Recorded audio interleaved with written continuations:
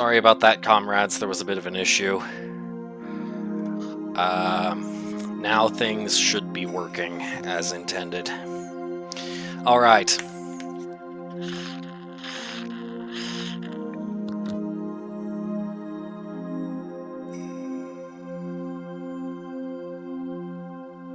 Quite thirsty. Also, I'm gonna need that for this coming stream. I'm gonna get the word out about this. I'd like to apologize for being so late starting this up, because I was struggling to get it to work. You know how my capture card is, how my equipment is.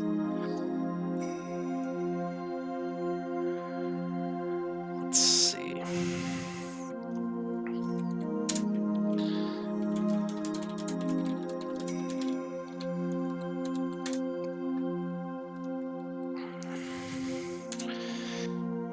But I did manage to get it to work. I tested everything before going live this time, so it should work now, with no further issues. But the issue instead this time was with getting OBS to capture it properly.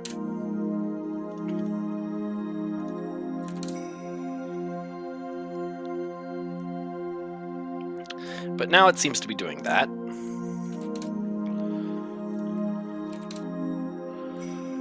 Let's see. Then we just put it here. And here. There. That's everywhere. Alright. Now, if I remember correctly,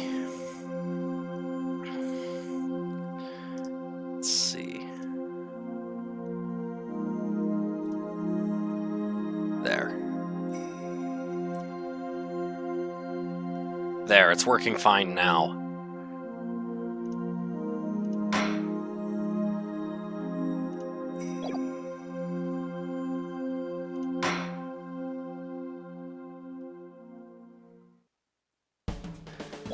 Yeah, it's working now.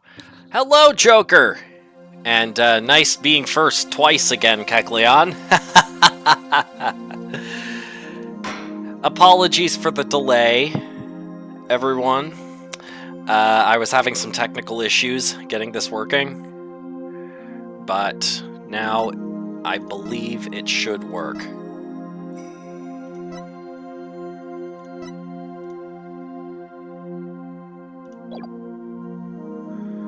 Hang on. I didn't realize that these Ace Attorney Theater things were here. Let's try this Turnabout Time Traveler one, though. This is the main highlight. After this, we'll check out the Asinine Attorney things, too. Anyway, this is Turnabout Time Traveler. I'm not completely heartless. I'll even throw that time machine you cherish so much overboard with you. Please take me back. Back to that blissful moment.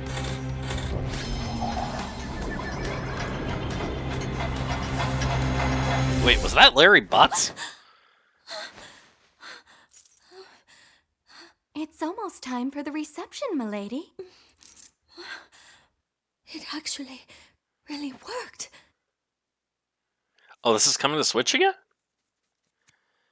This is coming again to Switch, I should say? Okay. Interesting. And apologies for the lack of sidebar. Again, I've...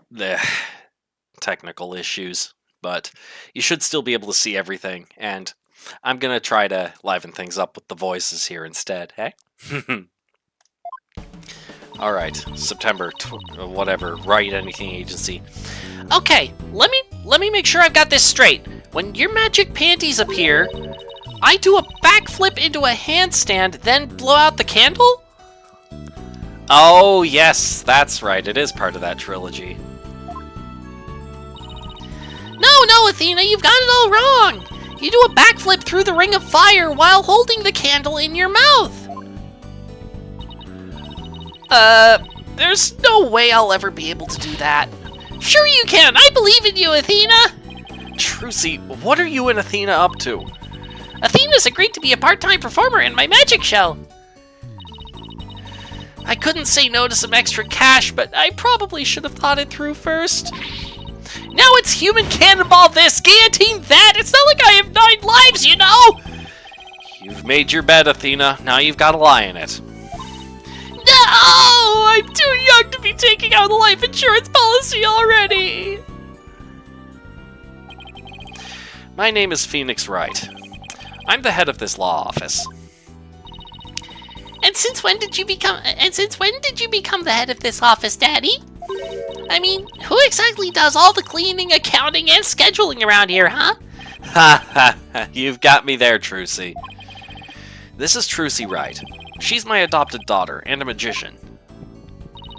And I'm Athena Sykes, the Rising Star Lawyer of the Write Anything Agency. Or rather, the Rising Star Assistant to Trucy, you mean. If I don't get back into a courtroom soon, I'm gonna forget everything I ever learned. Yes, oh Athena. Speaking of the courtroom, we haven't exactly had any clients lately, have we?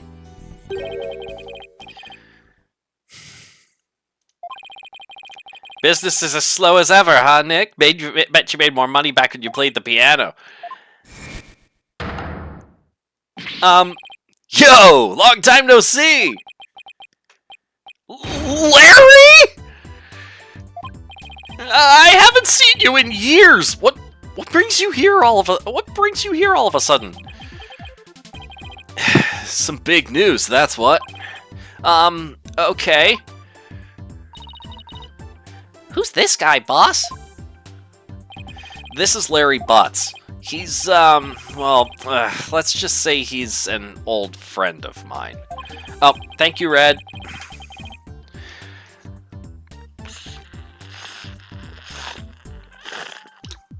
Thank you, Red. Drink. So, Larry, what's so big that you had to come and tell me in person? There's somebody I want you to meet.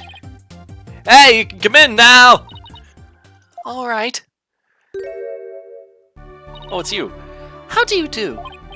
Hi? That dress? Is that a wedding dress? Yes, it is. My name is Ellen Wyatt. I'm a domestic servant, a maid of the Sprocket household. Sprocket? As in Sprocket Aviation? Yes, that's the one. Wow, Mr. Wright, Sprocket Aviation is a really big airline company.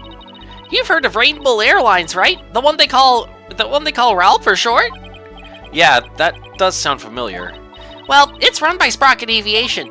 I see. But what is the Sprocket family maid doing here in a wedding dress? So, actually, we've decided to get married. You what? I'm not so young anymore, you know? I figured it's time to finally settle down. What? You're getting married? No way. I don't believe it. Besides, why would someone as well put together as her choose someone as flaky as Larry?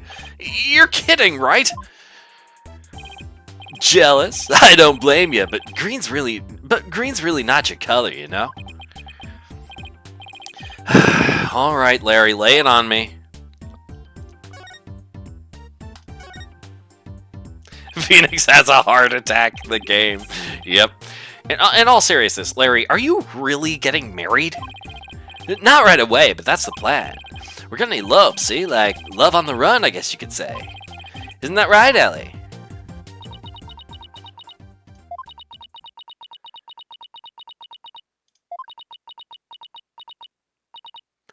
Larry, I do believe there's been a major misunderstanding here. My heart already belongs to another. I'm in love with Soren. Not you! Say what? That's about what I thought. But, Ellie, baby, weren't you running away with me so we could get married? As I said, you misunderstand. You said you'd help me escape. That's the only reason I ran away with you.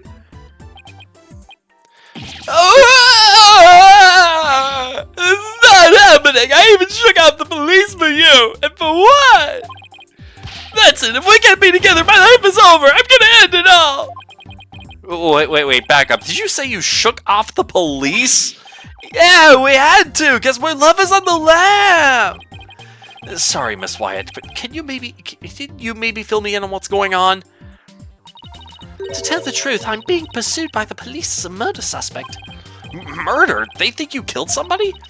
I happened to find a dead body at my reception, so the suspicion fell onto me. They had me confined in a separate room, and that's when Larry came along and helped me escape. I'm sorry, but what? Oh, Nick! Me and Ellie were gonna elope! We were gonna put it all on the line for true love! But the police tried to stop us, so we had to scramble to shake them off. Where did it all go wrong? I feel a migraine coming on. Please help me! The police are sure to be intensifying their search. Look, it's even on TV! More news on the murder suspect and an unidentified man on the run from the police.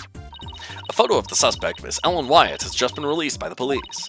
Sources say that the 21-year-old is suspected of clubbing the victim. 25-year-old Duma Gloomsbury to death in the wedding reception hall after her banquet. Duma Gloomsbury. Wow, spooky. The two fugitives are said to be highly agitated and dangerous. If you see them, you've got to be kidding me.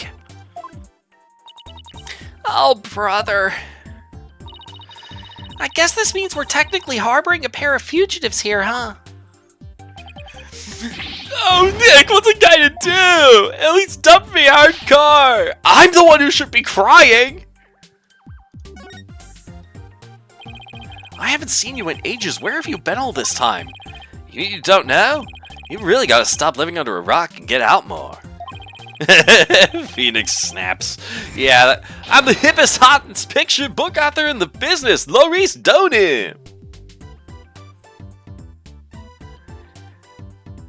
That's right, he did actually land a successful career at the end of the third Phoenix Wright game, didn't he, in this department? I can't believe you didn't know that I'm taking the picture book world by storm. Oh, but I know you. You're the one who wrote Frenzy's Whippity Whip Trip, right? Now that you mention it, I think I did hear something about a one-hit wonder. One-hit wonder? What the heck, Nick? I'll have you know I just created a brand new character to moderate acclaim.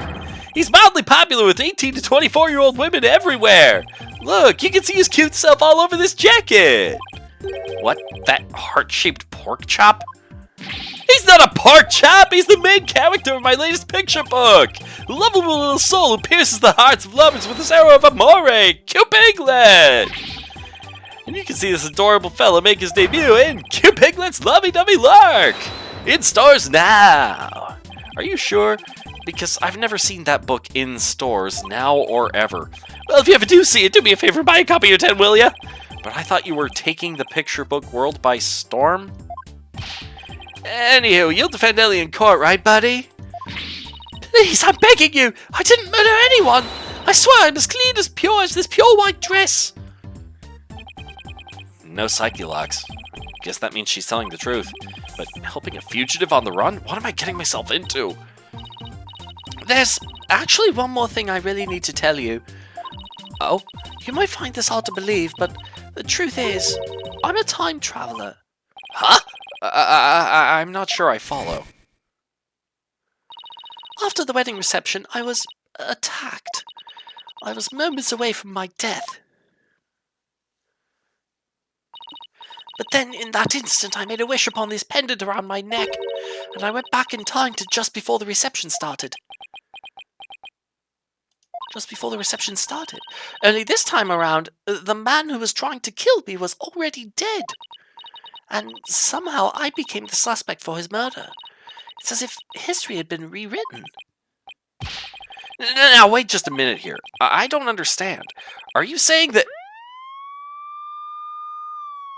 What's going on? Mr. Wright, there are police cars outside! And not just one or two, but a whole bunch! Oh, they know she's in here.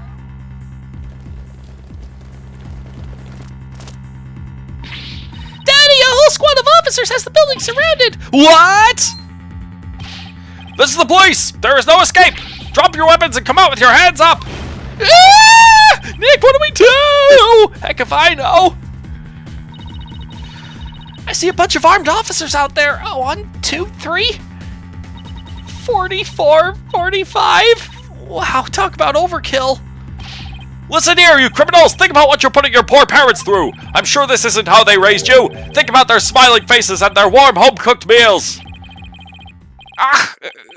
Who in the heck are you? A detective? No, hold on there! Hey, you can't go in there! It's too dangerous! Wait! Gumshoe? Is everyone okay in here, Mr. Wright? Oh, no, it's not Gumshoe, it's Sky. Is everyone okay in here, Mr. Wright? Emma? I'm sorry for all the commotion. So what in the world is going on? Well, I raced on over as soon as I heard that it was Mr. Butts who'd hold himself up in here with the murder suspect after he made off with her, and the fleet of patrol cars. The police are being extra careful because apparently a certain somebody yelled out, "Stay back, I have a bomb." I'm sure you can guess who I'm talking about. Well, the police were being so persistent, I had to do something, so I tried bluffing. Hi, Sparkle. You know, like you do in court, Nick. Please leave me out of this. Well, Mr. Wright, I'm bringing this young lady in for questioning, so if you want to talk with her, you'll have to do it down at the detention center. I suppose I should thank you for your thoughtful gift of trouble and mayhem, Larry. Come on, Nick, we gotta get down to the detention center right away! Listen, Larry, I haven't even decided whether I'm gonna take on this case or not. But I know you will, 'cause it's you!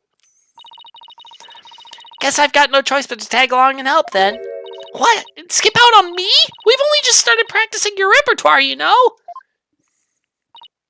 Why is he calling Phoenix Nick? Kind of a childhood nickname, Raven. Also, hello. Huh? You'd better stay and practice with Trucy, Athena. A promise is a promise, after all. That's cold, boss! You've got to get me out of this! I can't take it anymore! Let's get practicing, Athena! Next up is some training for the water tank escape trick! Stick your head in this bucket of water and hold your breath for 15 minutes. No! Stop! I'm begging you! Ah, she's getting away! You get back here, Athena! I guess the only person cut out to be Trucy's assistant is Apollo.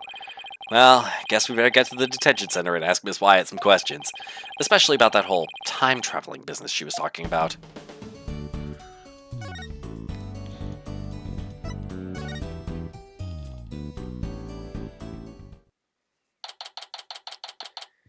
Get back for the waterboarding! Yep. September 21st, Detention Center Visitors Room. Oh, it's you, Mr. Wright. Miss Wyatt, would you mind if I ask you a few questions? Nick's gonna defend you, Ellie! Isn't that great? Larry, I told you I haven't decided yet! What?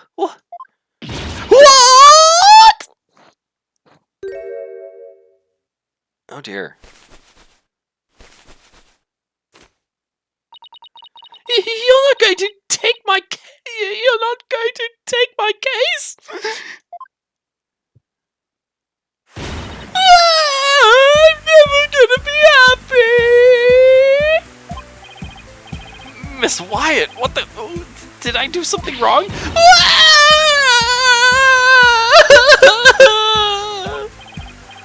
Miss Wyatt, please calm down. I'm innocent, I tell you. But the police won't believe me. And neither will anyone else. I'm gonna die all alone in a jail cell. Alright, I'll do it. I'll take your case. Just please stop crying. Really? You will? Yes, crying Pan. The fact that Larry was the one who brought you to me had me a little worried, but you don't seem like a killer to me.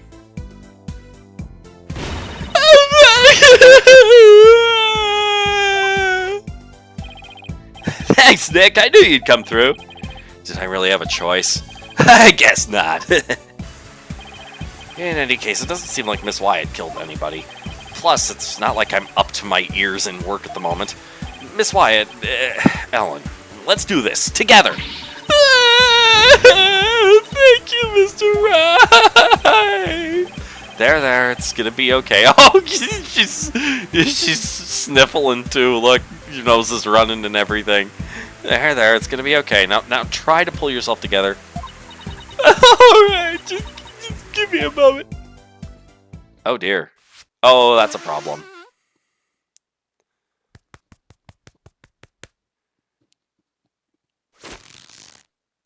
Wait, what? She can just do that? I'm truly grateful to you for taking on my defense, Mr. Wright. Sure. Weird that the police hasn't pulled their guns yet. Yeah, the girl got a weapon of mass destruction. Oh, yes, the frying pan. Wow, she literally pulled herself together. Alright, what you got? Ellen, please tell me everything you can about the incident. All right. It happened after the wedding reception. I was attacked by Mr. Gloomsbury. Wasn't Gloomsbury the name of the victim in that news report? Maybe I should listen to what she has to say first, though, before I start asking questions. Excuse me. How dare that guy lay a hand on somebody else's blushing bride? What a creep! That's rich coming from you. Do you have any idea why he'd attack you? No, but... But what? Well, to tell the truth, Mr. Gloomsbury didn't seem very happy about me getting married. Jeez, jealous much? What a loser. Mr. Gloomsbury had forced me onto the Vista deck and was going to push me off. Oh, how frightening it all was. I was just about to lose my life on what should have been the happiest day of my life. So that's why I made a wish upon this pendant. That pendant? Yes, it was a gift from my husband-to-be, Soren. He said it's a symbol of our love. And so you made a wish on it? Now you may think what I'm about to say is very strange, but... I begged the pendant, please take me back to that blissful moment.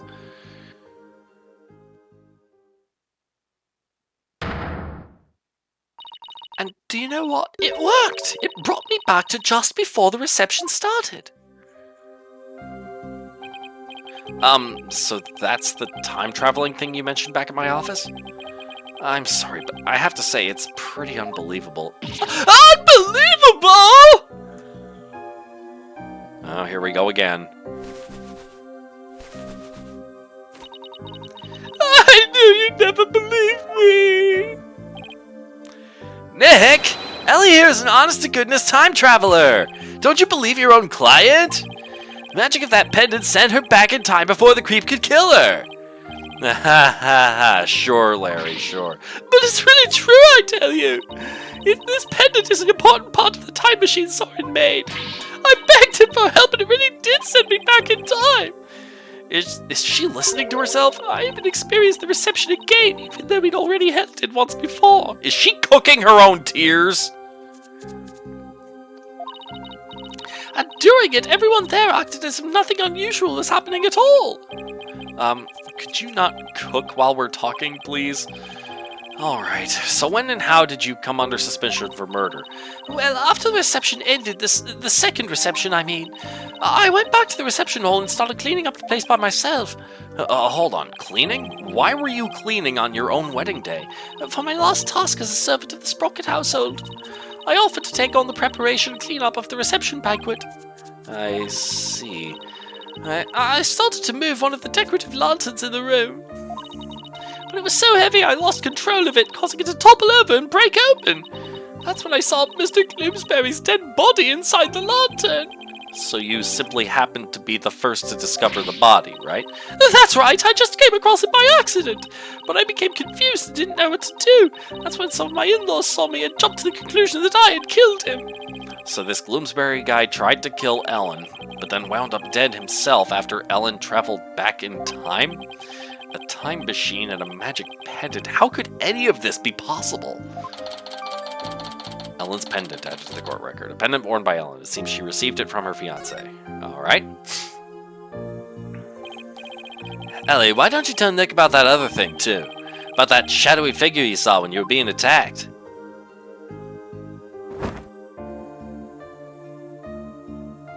Oh, that was quicker. Yes, good idea, Larry. So, you and Larry here were never planning on getting married, right? That's right. We've only had a few brief interactions, so I can't say I know him at all. Oh, Ellie, how can you say that? You and me are bound by fate, I'm telling you. We're meant to be together. What?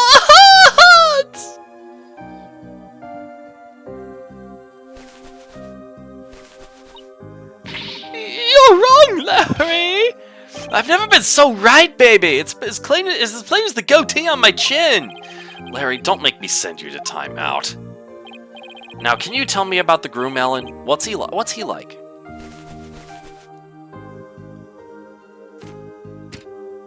Ironing now, really? His name is Soren Sprocket. Oh, he's the most wonderful man. He is truly my destiny. Did you say Soren Sprocket? As in... That's right, the next president of Sprocket Aviation. Wait, he's in line to take over the company? He's nothing but a rich, spoiled brat! I'm clearly the better choice. Clearly! Larry, you and Soren are as different as night and day. There's no comparison. Ellie, you're breaking my achy, breaky heart! So she's marrying into money, huh? I can't believe Soren chose me, a simple house servant. He's my knight in shining armor, my prince. Oh, my Soren. Shadowy figure. So what's this shadowy figure you saw, Ellen? It was when Mr. Gloomsbury was attacking me. Right after I made a wish upon this pendant, I started to pass out. But just then, just as I lost consciousness, I saw somebody strike Mr. Gloomsbury from behind. You did? That person must be the true culprit. Did you see who it was? I'm afraid not. Have you told anybody else about this? I told some of my in-laws, but nobody took me seriously. They said it was all just a dream. I can't exactly say I blame them. I mean, time travel? Larry, for my peace of mind, please tell me that figure wasn't you. Of course it wasn't! Ellen saw a suspicious third party on the Vista deck when she was being attacked by Gloomsbury. Okay.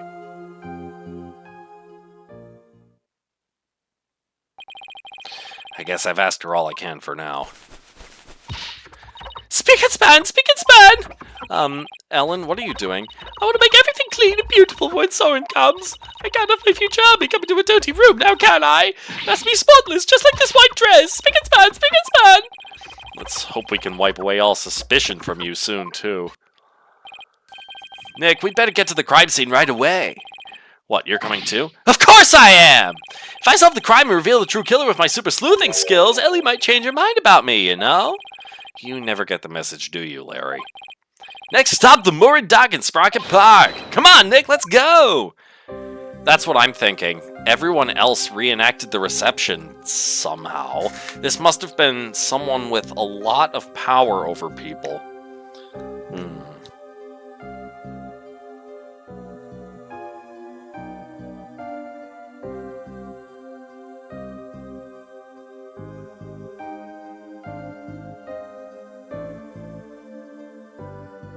Lots of water.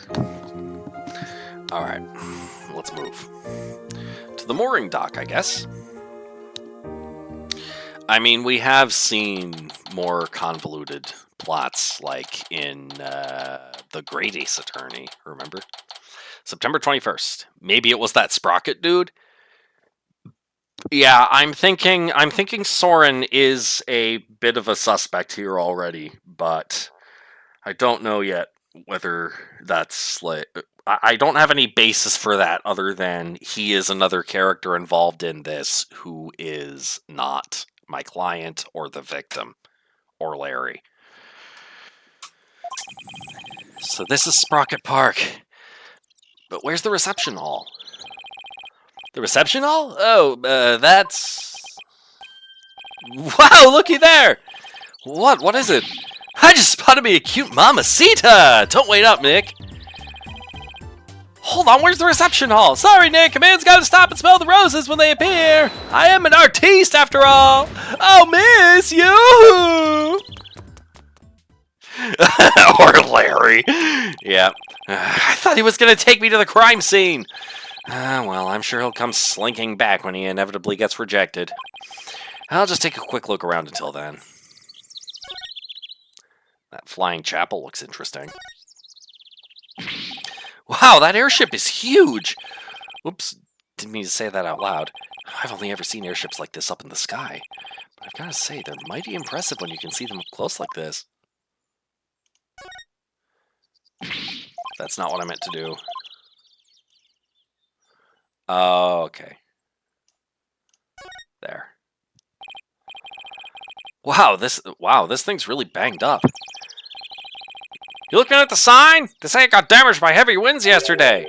Big gusts set that bench flying into it. Well, that's what they're saying anyway. I see. The wind caused that? More like a tornado. The repair guy was saying, don't touch, it's dangerous. I see. Thanks for the heads up. Poor guy. Looks like it was a lot of work. Hey, sorry about that. I actually thought you'd be back sooner. Didn't work out, huh?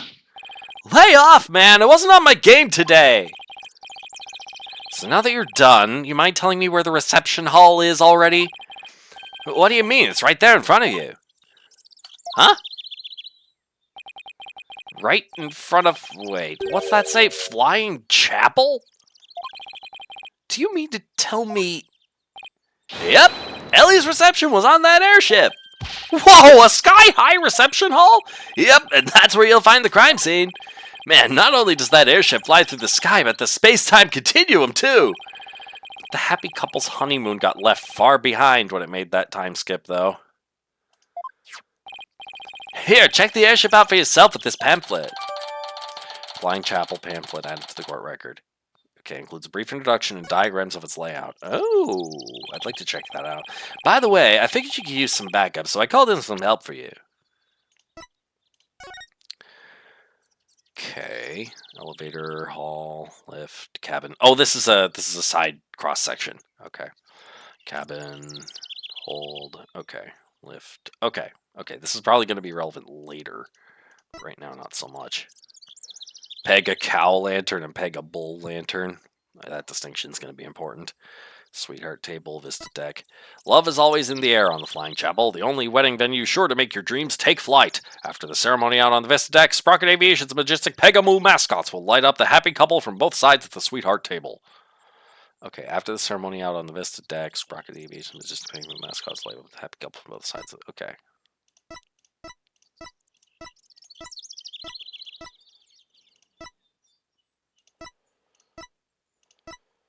Okay. Got it. You did? It was Colonel Mustard. Yep, with the revolver on the chapel. You did? Yep, should be here any minute now.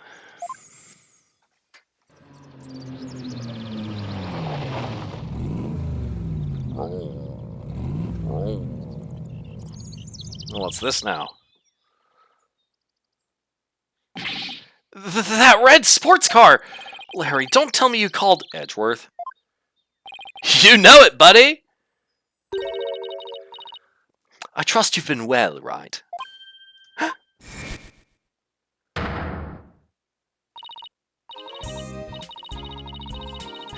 Surprise! Now admit it, that was a pretty good Mr. Edgeworth impression, wasn't it? Maya, what are you doing here? Larry called me up. He said something about it finally being time for him to tie the old knot. But that's funny. I'm pretty sure he mentioned something about being here with his bride. Maya, I know this is sudden, but please marry me!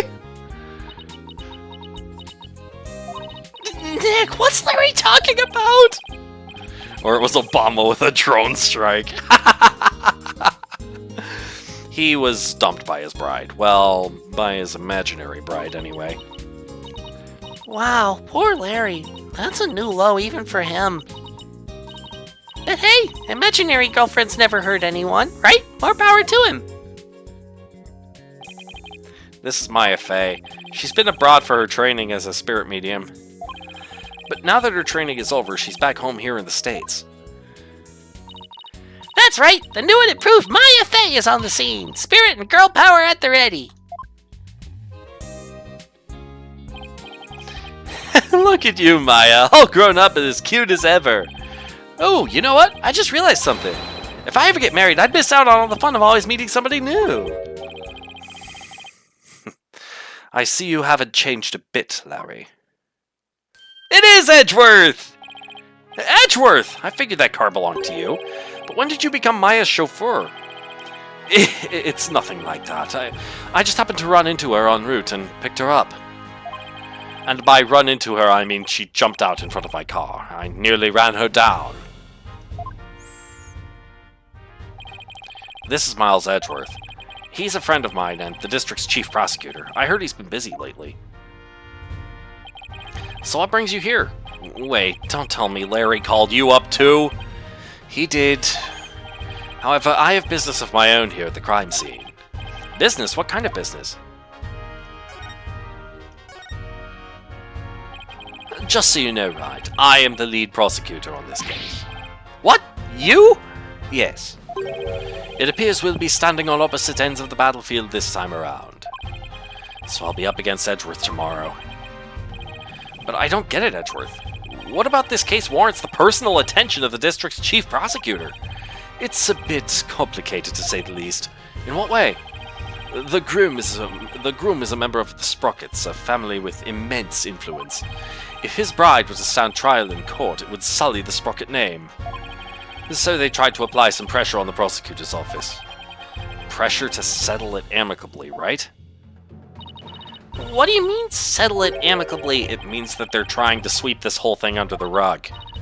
Wow, Sprocket Aviation really has that much clout?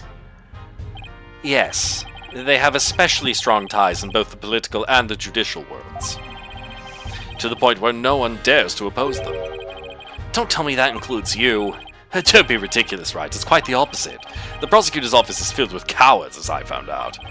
Every last one of my subordinates was loath to prosecute a Sprocket.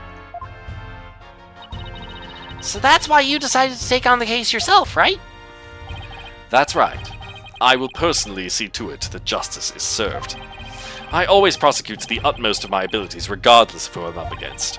For that is a part of my creed. Nothing and no one can sway me from that, not even the almighty Sprockets. Right. If they think they can use their influence to bend the truth, they have another thing coming. You know, I almost feel sorry for them. They were only trying to protect their interests. But all they got instead was you. Edgy! Come on, man! How can you prosecute my poor sweet Ellie? What kind of heartless jerk are you? I'm simply doing my job. And I'm warning you, right? I won't hold back, not for you or anyone else. Thanks for the warning, your righteousness. So, how's it going, Mr. Chief Prosecutor? Busy as always, I presume? Of course, unlike somebody who has too few clients and too much time on his hands. I guess that explains why your brow is more furrowed than the last time I saw you. Maybe you should learn to relax a little, Edgeworth. Nice try, right? But, as always, I have no intention of showing anyone any mercy, including you. As inflexible as ever, I see. Besides, I think I've mellowed out a bit with age. So, if anything, those furrows should have smoothed out a little as well. Honestly, Edgeworth, are you really that blind to yourself? Excuse me? He's really self-conscious about those lines, isn't he?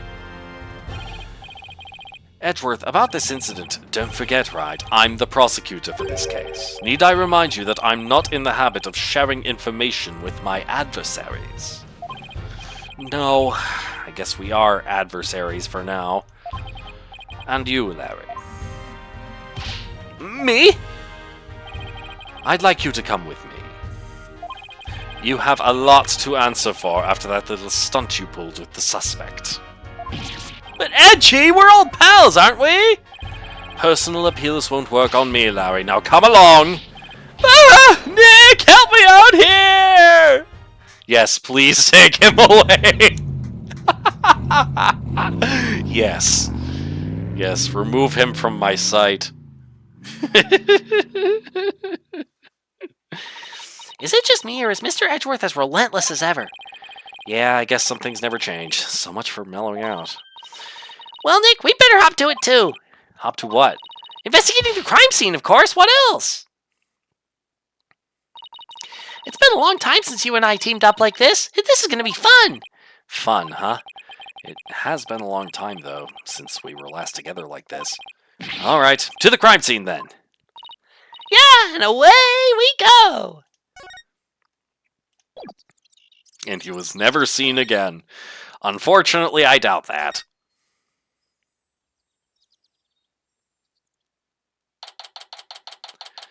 September 21st. Flying Chapel. Reception Hall. So this is the reception hall. According to the pamphlet, we're right here. Yikes, we're pretty high up. But at least we're indoors, so it doesn't seem so bad.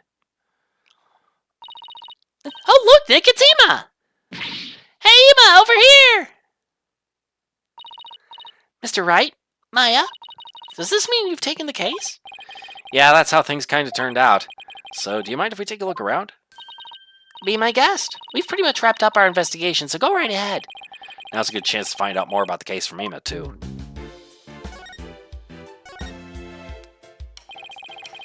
Edgeworth wouldn't tell us anything about this case, so do you think you could give us a rundown?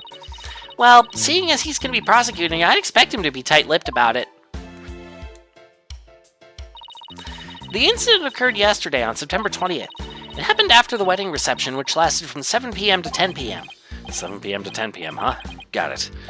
By the way, you didn't hear about any time traveling or anything, did you? Time traveling? What do you mean? Oh, nothing. Forget it. That's pretty much the response I expected. The victim's name is Dumont Gloomsbury. He was a servant in the Sprocket family household. Ellen was a maid for that family as well, so that means the two of them were co-workers? Yes, they apparently knew each other. Mr. Gloomsbury was the lead servant, after all. He was very serious about his work, but he was also a very closed and private man. So the other servants called him Mr. Doom and Gloom behind his back. Yep, that sounds about right, with a name like that. If he was the lead servant, he must have been higher ranked than Ellen. What makes the police think Ellen killed this man? What makes the police think Ellen killed this man? A guy who was essentially her boss. We don't know the defendant's motive yet, but the circumstances surrounding the discovery of the body don't bode well for her. And what circumstances are these exactly? Well, some of her in-laws saw what looked like the immediate aftermath of the murder. The suspect was standing in front of the body with the murder weapon still in her hands. But why would a bride who was just about to start a happy new life kill someone? Do the police have an explanation for that? Yeah, about that. They believe the victim attacked the suspect and was killed when she fought back. But why did he attack her to begin with?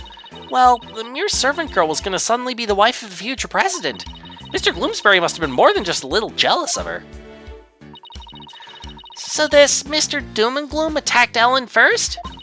But if she was only trying to protect herself, wouldn't that count as justified self-defense on her part, Nick?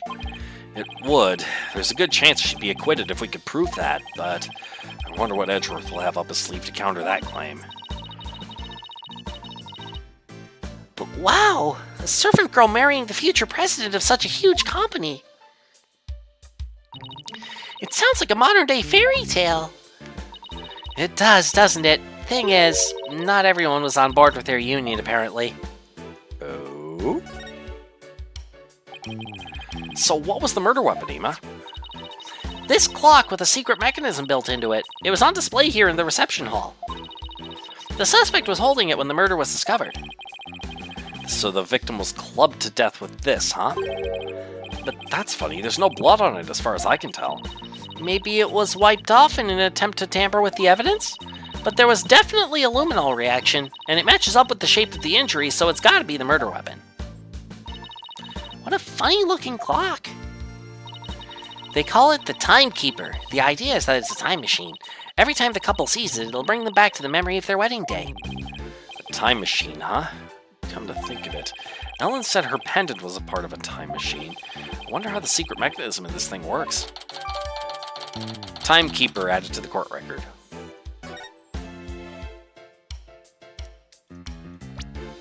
Is this one of those games where I can... No. I can't look at it in 3D. Sage. Star-crossed marriage. The suspect never had any family or relatives to depend on, so she was working as a live-in maid for the Sprocket family to support herself. So a maid with no family or fortune was set to marry the president's son, huh? I guess it's not surprising that that ruffled a feather or two. Yes, apparently the groom's parents and all of his other relatives were strongly opposed. But that didn't stop the young couple from deciding to go ahead with their wedding. Love flourishes in the face of adversity. Oh, is that how it works? Yep, if you ever have any questions about love, just ask me. I'm a qualified expert. I spend all of my spare time in Korean watching soap operas on TV. I'm not sure that's enough to make you a qualified anything, Maya. Oh, and by the way, I heard the suspect faced her fair share of harassment too. And from the sound of it, it got pretty ugly for her. So even though this incident could cause a huge scandal for the company, it might be a boon for those who oppose their marriage to begin with. After all, with Ellen's arrest and everything, the marriage is most definitely off now.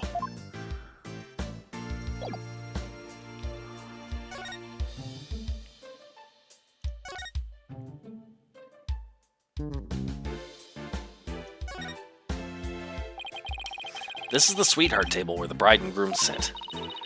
Where they gorge themselves on the wedding feast, you mean? I'd be too nervous to eat in front of a bunch of guests like this, though. They say that newlyweds are usually really busy during the reception, you know. They have to greet and talk with all the guests that came to give their blessings. They don't actually get all that much time to enjoy their dinner. Aw, I wouldn't be able to stand that. I can't imagine having a huge feast right in front of me and not being able to eat it! They say brides tend to have an especially hard time because of their wedding dresses. Those tight corsets squeezing their waists, they can barely eat a bite. Really? It sounds like wedding receptions are absolute torture. I guess food still wins out over romance in Maya's book.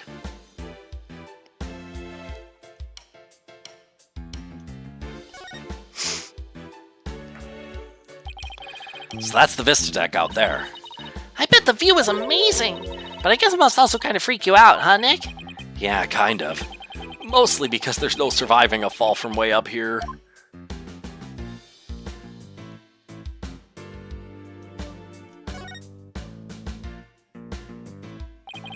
This must be where the time machine was placed. I can't believe that such a beautiful memento was used for murder. It's just awful. Nick, we have to prove Ellen's innocence no matter what it takes. I agree. We can't let this go down as the saddest flying wedding reception in history. I think that about does it for this area.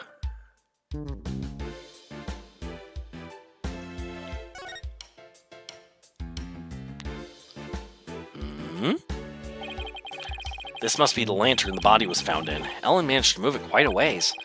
Looks like a cow, but it's pretty badly broken. That's not a cow, Nick. That's Pegasus, the flying horse. No way. It's definitely a cow. It's got horns and everything. But look, it has wings. Cows don't have wings. So it's Pegasus, I tell you. Oh, I know. That pamphlet should tell us. Let's see. Apparently it's called a Pegamoo? I did not see that coming. You would've. I was just reading the pamphlet and it was mentioned in there. Thankfully, our brides don't have to wear corsets. Oh, that's right. They don't sparkle. That's right. Yeah. Lucky them. Yet somehow the name really captures the essence of what this creature is, you know? Huh, that's strange. What is? Well, this Pegamoo is definitely a male Pegabull, right? Yeah, I'd say so. What with the horns and all? Okay, well... that Pegamoo over there is also a Pegabull, but take a look at the pamphlet. That one's supposed to be a Pega-cow. See? The one on the right says Pegabull, but...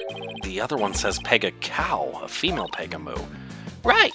The pamphlet goes on to say how they have Pegamoos for the happy couple. So for Ellen's ceremony, there should have been a male and female pair of Pegamoos. But for some reason, there are two males here. Maybe somebody made a mistake when they were setting up the room? It's hard to believe a fancy place like this would make that kind of blunder, though. Yep. They repeated the wedding to try to trick her into thinking she had traveled back in time. Yeah, it's the men that wear the corset. Ah, yes.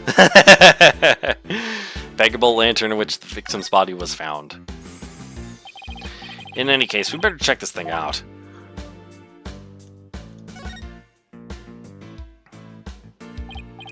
What do you think this is, Maya?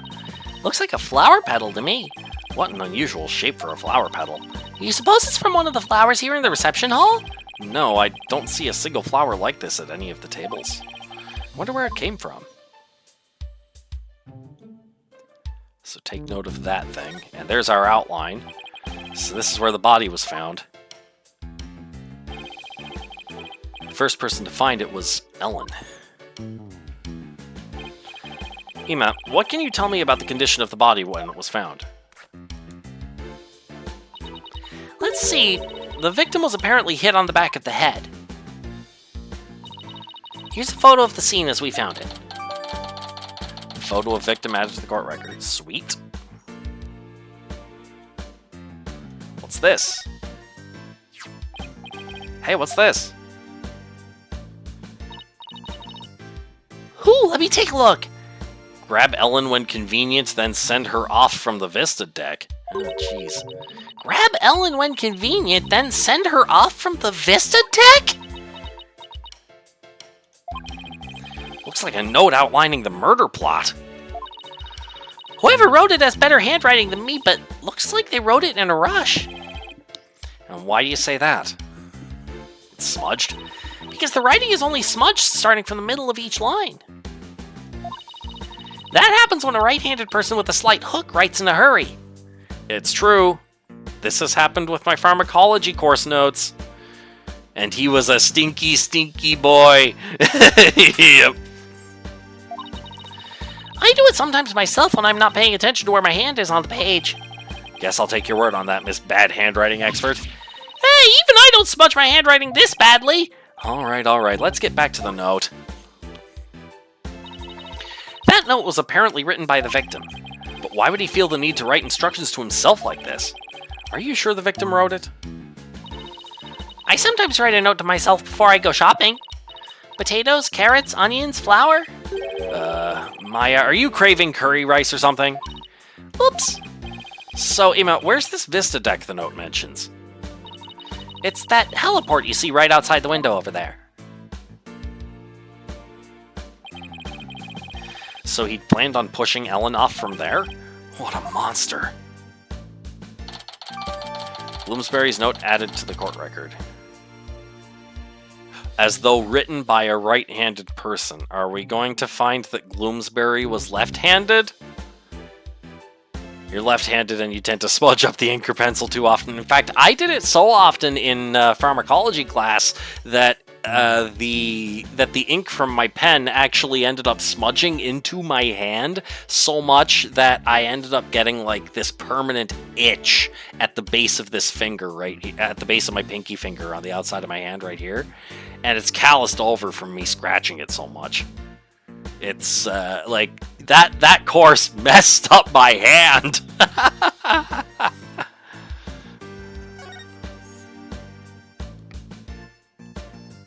And what's this? Did this come from the lantern? It's covered in blood. Maybe it got on there when the killer was putting the body in the lantern? Can you imagine going to open a door and finding the knob covered with blood? That'd be bloody awful, to say the least. I guess that about does it for this lantern.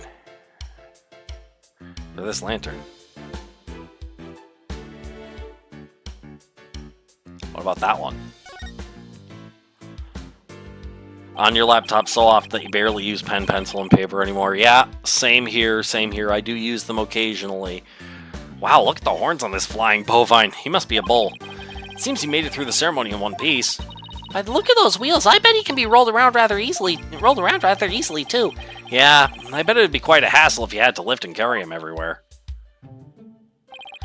And this is what the backside looks like. What's that by the bottom of his tail? A wheel handle?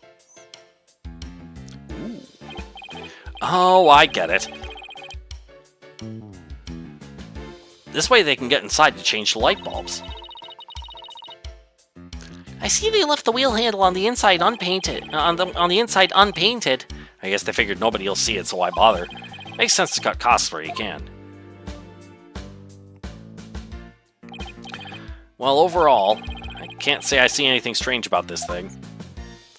Except for the fact that okay, there were two handles. One was unpainted and one was painted. The unpainted one in here was the one that was covered in blood. Why is that one covered in blood if it would have been on the inside of the thing?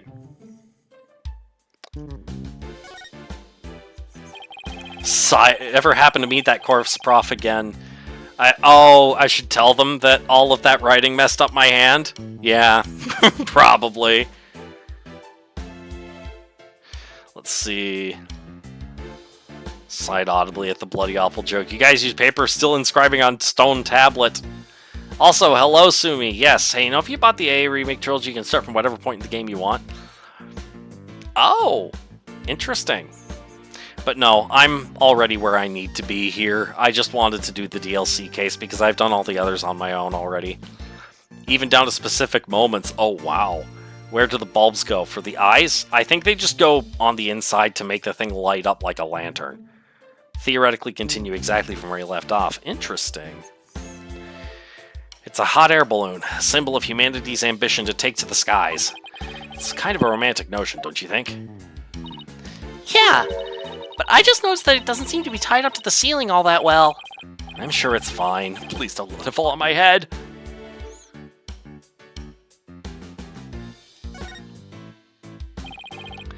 A model airplane, the perfect decoration for an airline company wedding. Dag trying to do the shocked face. Yes. And a propeller plane like this lends the room a great old-timey feel. Oh, I'd love to see the Steel Samurai fly a plane like this.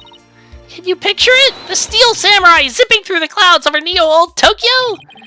If Sprocket Aviation ever becomes a sponsor of the show, I could see it happening. Why didn't I think of that? I think I'll go suggest the idea to them later. Please at least wait until after the trial is over.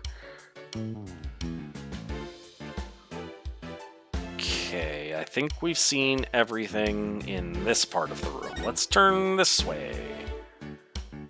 A boiler? It's a fog machine for the reception. Pretty cool, huh? Don't you dare touch it! Aw, spoil sport. That's because I know how you operate. And this? Hate how emoticons don't work on Twitch or Discord. Yeah, no, Maya did not get accused of murder this time. This time it was the bride of some wedding who has been accused of murder. But Larry Butts is unfortunately involved here as well.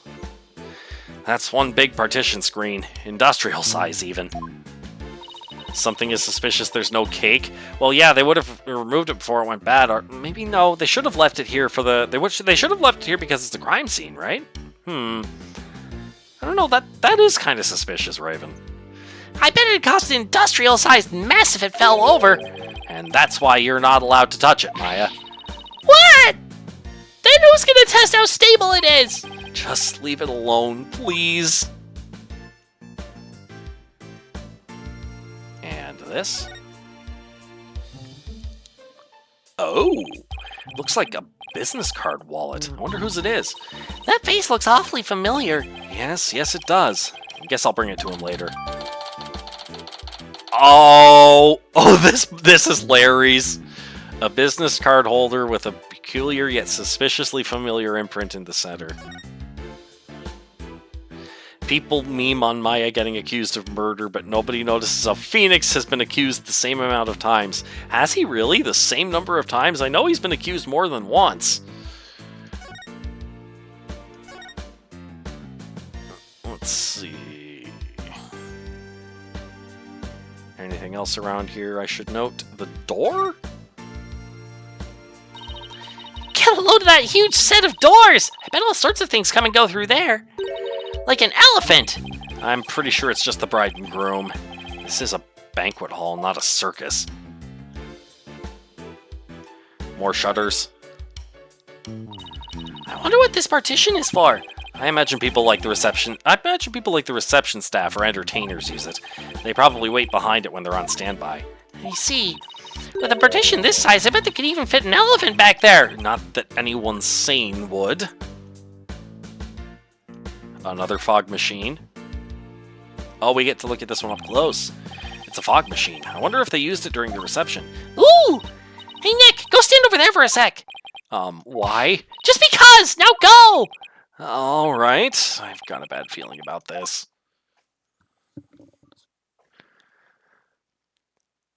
Fogmaster 9000 on! Once in Turnabout Sisters. Okay, yeah, I knew about that. Once in Turnabout Beginnings and once in Turnabout Trump. I forgot about Trump. Okay. Wait, actually, to be fair, I never played the first Apollo Justice, Ace Attorney. So I'm missing that context. I was waiting. Maya, no!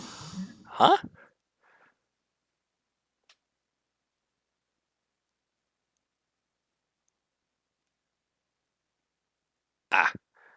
Yeah, I was waiting for someone to make a joke about that phrase.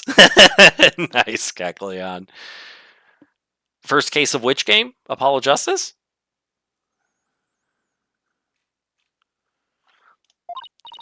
Aw, nothing happened. Looks like it won't work without some dry ice. Darn it, all I wanted to do was surround you in a thick cloud of smoke. Fog machine added to the court record. Okay, so yeah, that one. Then I would need to remember which one was Turnabout Beginnings.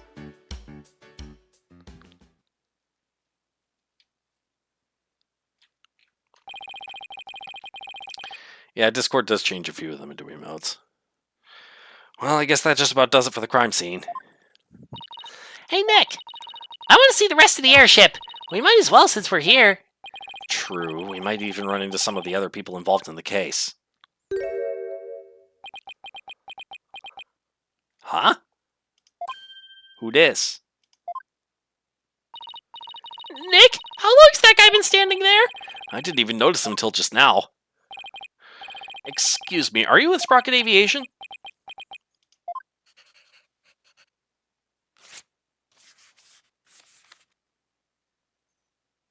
I think he is Sprocket Aviation.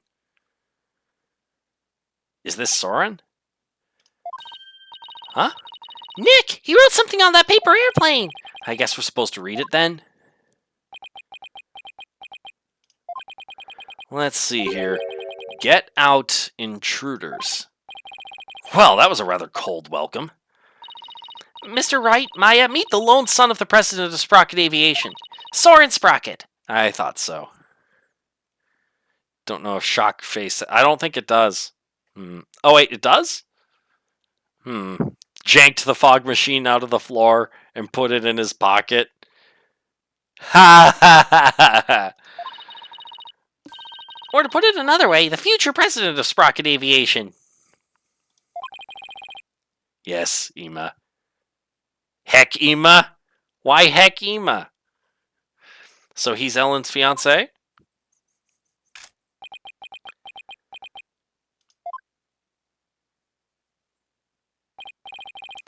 Oh, there he goes. He's kind of an eccentric. I hear he's the genius inventor behind many of Sprocket Aviation's business successes. She's Maya, but less cool. An inventor, huh? Yep, he even designed this airship. That's pretty impressive. Nick, this is no time to be standing around gawking. We have to go after him. We need to ask him some questions about Ellen. Oh, right. Looked like he was heading outside.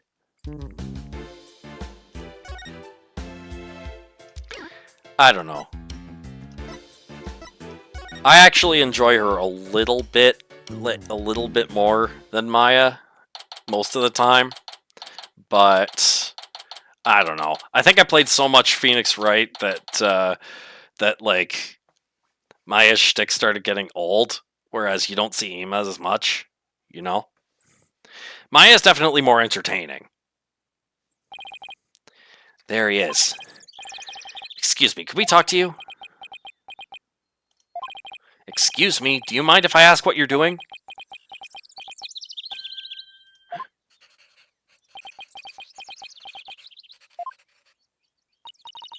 He sure is riding up a storm.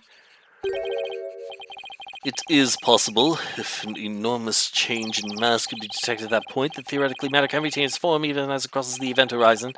Let's just see what he has to say about Ellen.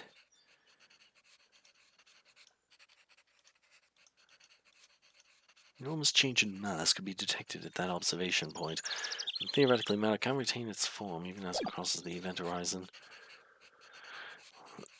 Let's just see what he has to say about Ellen. Ellen.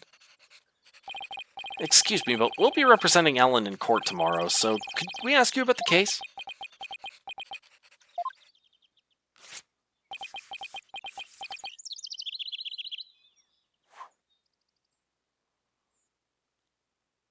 Doink. Ow! What the? Not interested? Not interested? How can you say something like that? This is about your fiancée. She's under arrest, you know. Is that his pen? I think that's his pen. The diameter of the airship is approximately 80 feet. The amount of energy necessary to move matter comprised of that amount of mass is... He's off in his own little world. Yeah, lead up to him calling Phoenix dense, maybe. Some black hole theory. Yeah, I was thinking that. I'm like, how is this relevant to air... How is this relevant to air travel? Can't believe he said he was not interested in talking about his own bride's arrest. We'll just have to talk on his level then with something he might be interested in.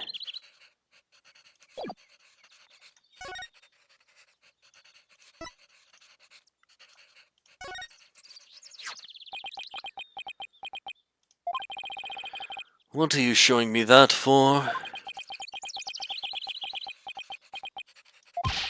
Mr. Sprocket! I can't read him at all, not even with an item as loaded with sentiments as this.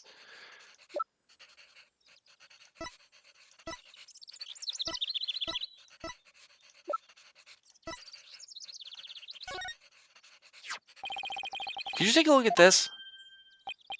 Is that Ellen's?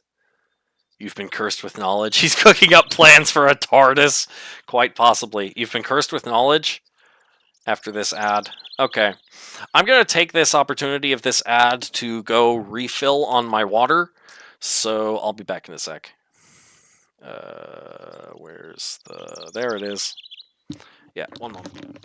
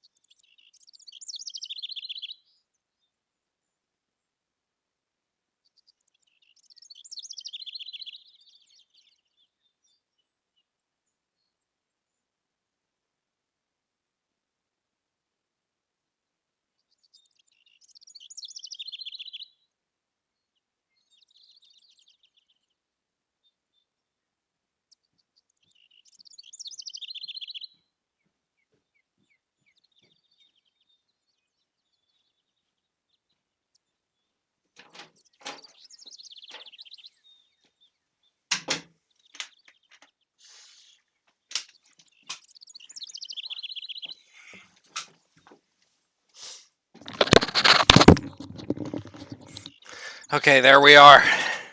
I got my water. I drank a fair bit, so thank you for the hydrate redeems. They've been done. Ellen told us that she traveled through time during the incident. She said it happened after she made a wish on this pendant. You mean to say you two are Ellen's lawyers? Yes, I just told you that a minute ago. Sorry, I was lost in thought. He wasn't even listening? What the heck? Okay, what is it, Sumi? Oh boy. He's not at all what I expected. You just got out of your ads and you have 8 more? What? Okay, that should not be happening. He's not at all what I expected, based on Ellen's gushing testimonial anyway. Let's try Ellen again. We'd like to ask you about Ellen's case, if you don't mind. I don't know a thing about it, so why don't you go ask the police? In other words, not interested. This guy's the worst! Now I feel sorry for poor Ellen. In that case, can I ask you about how Ellen traveled through time? Go on. Guess that got your attention. So, is time travel really even possible? Yes, it is possible. Alrighty then. At the same time, it is also impossible. The pendant I gave Ellen is not supposed to operate as a time machine by itself. What do you mean? The timekeeper, that clock we had displayed in the reception hall, that is the body of the time machine. The pendant is simply a part. Wide Spamton? Very well, Raven. He thanks you. That clock was the murder weapon, wasn't it? But it's a time machine, too? What Ellen experienced is akin to traveling down a road by car key. Physically and metaphysically, it should be impossible. Unless, maybe the quantum system inside the pendant somehow accidentally interfered with the natural flow of the 4th dimension? We're losing him again. Maybe we'd better ask him some more about the time machine. So you've been researching time travel, have you? Moving through the space-time continuum would be man's ultimate means of travel. Time travel as a mode of transportation? Since the dawn of time, man has developed multifarious methods of transportation. Horses, steam engines, gas engines, airplanes, spaceships.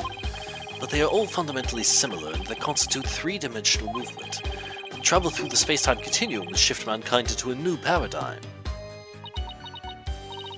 I don't why, Nick, but I'm getting awfully sleepy all of a sudden.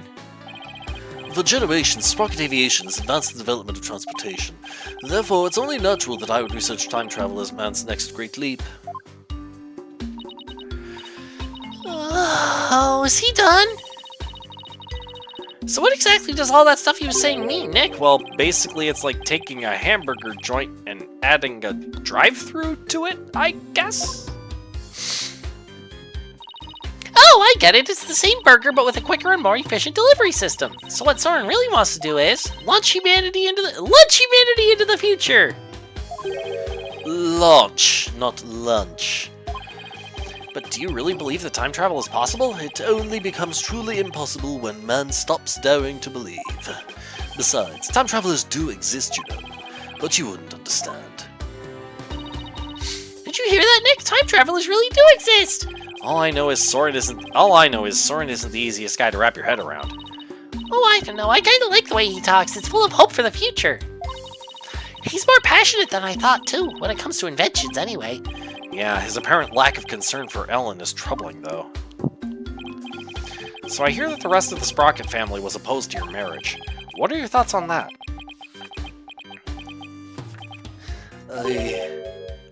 Master Soren. It is time for the meeting on... It is time for the... Sorry, I'm gonna give this guy a different voice. It is time for the meeting on... It is time for the meeting on next term's project. He reminds me of someone. What is this?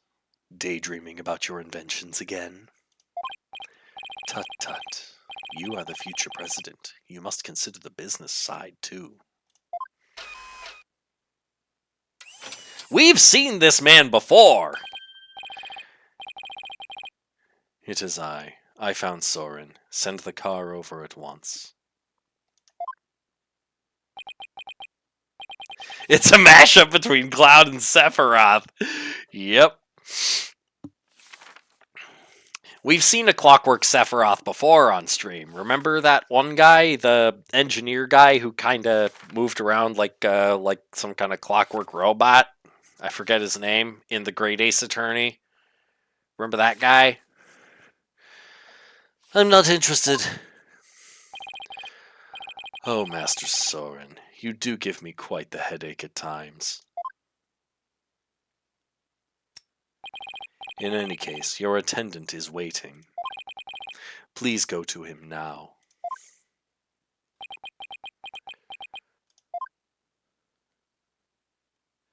I'm getting stuffed up when I try to do the Sephiroth voice. It's weird. Excuse me, but who are you? Oh, where are my manners? My name is Pierce Nickety. Please call me Pierce. I am the Sprocket family butler. Nick, a butler! I didn't know they actually still existed. I thought they were just on TV and stuff. And who might you be, if you don't mind my asking? Oh, I'm Phoenix Wright, Ellen Wyatt's lawyer. Do you think Pierce did it? Judging from narrative construction in the Ace Attorney games, I'm starting to think that that the butler did it. And I'm his assistant, Maya Fey. I'm a spirit medium. Oh, so it is you.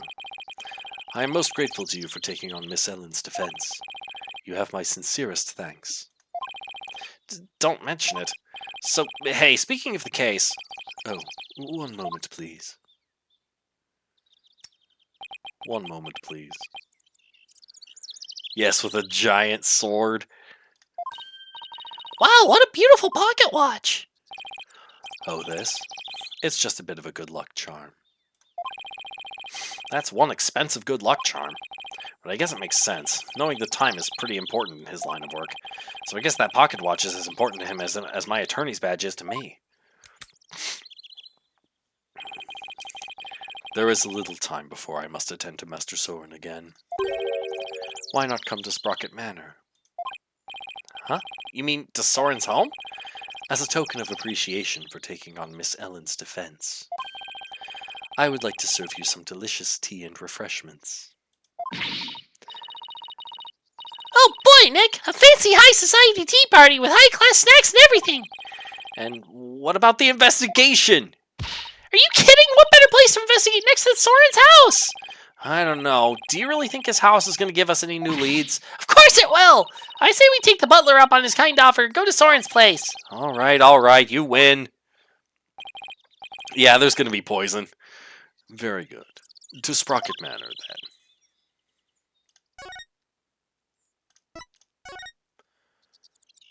One moment.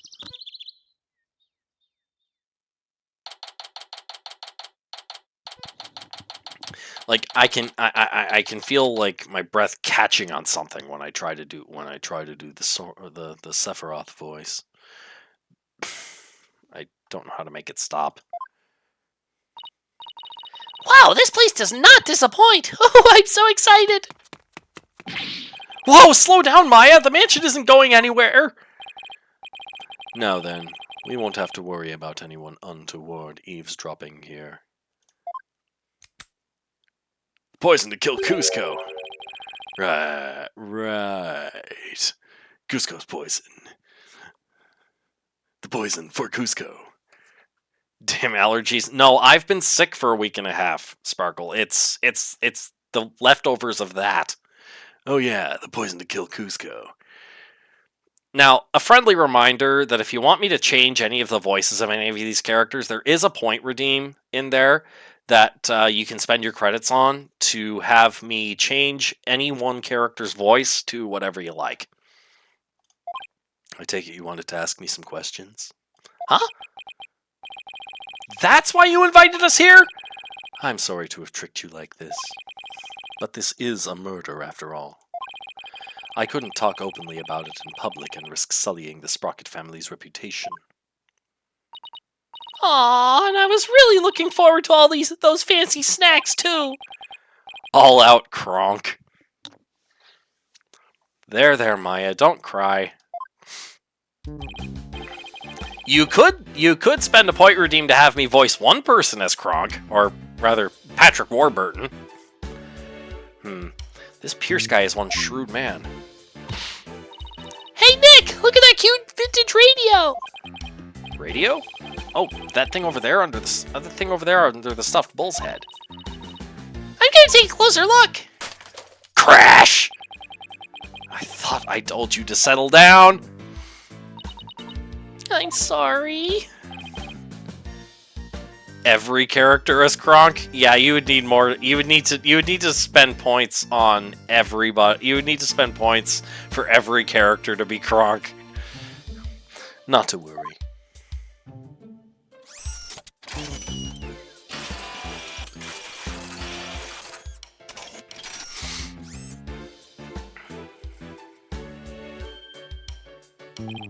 Wow, that little mech fixed it right up!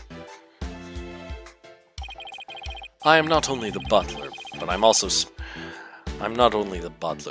Sprocket Aviation's repair department director. One might say that patching things up is my specialty. That was incredible! What is that little doohickey on your shoulder anyway?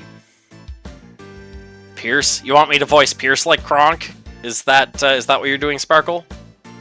And the grind begins. As Kronk? Okay. It's my fixer-upper shoulder mech. Master Soren made it for me. It has too many features and functions to effectively enumerate. It has too many features and functions to effectively enumerate at the moment, though. That's so cool! I wish I had one of those! I wish I had one of those! Fixing things is a simple matter. But fixing people is a different matter. Even a skilled physician can't bring back the dead.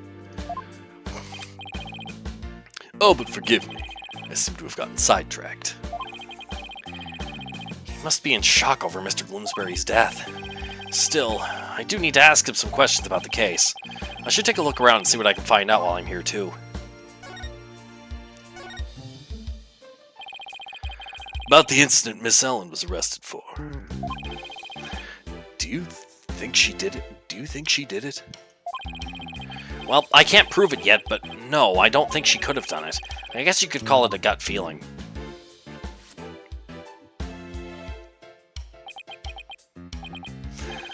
I see. I guess we have different opinions then. Do we now? The prosecution says that when Gloomsbury attacked Miss Ellen, she fought back and ended up killing him. I agree with this perspective.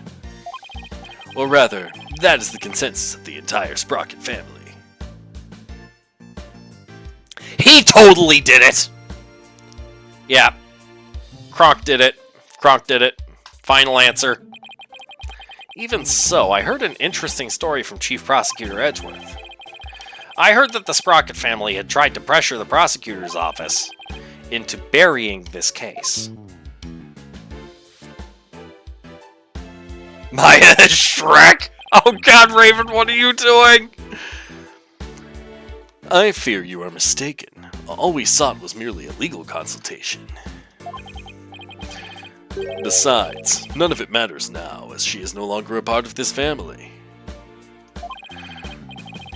Fortunately for us, they had yet to get their marriage license before holding the banquet.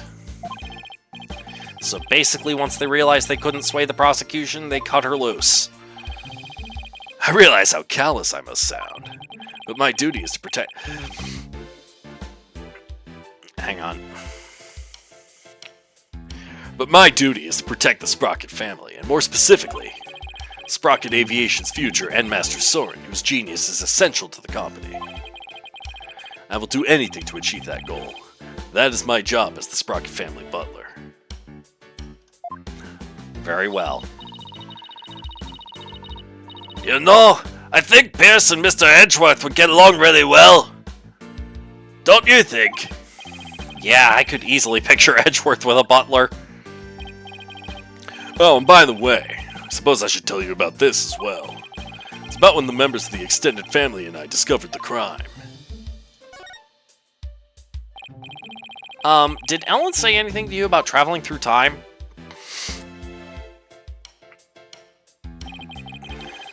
She must have been delirious. There's no need to take such a claim seriously. Soren himself said that time travel was possible, though.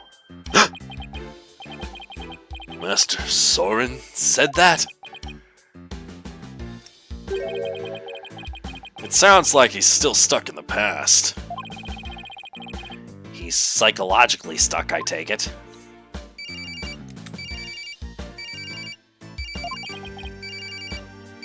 Excuse me.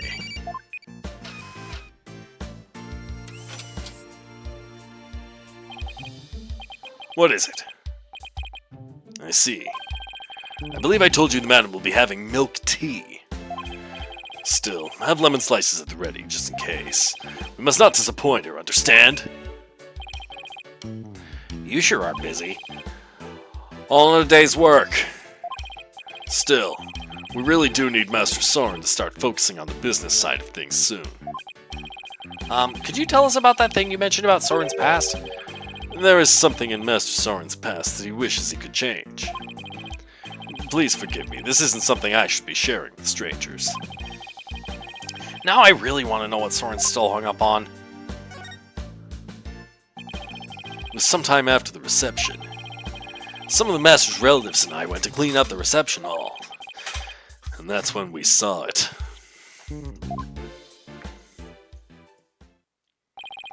A woman standing in front of the victim with the bloody murder weapon in her hand. It was none other than Miss Ellen.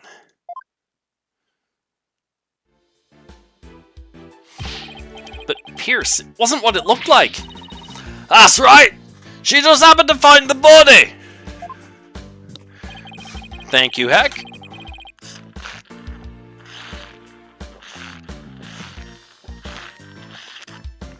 Good stuff.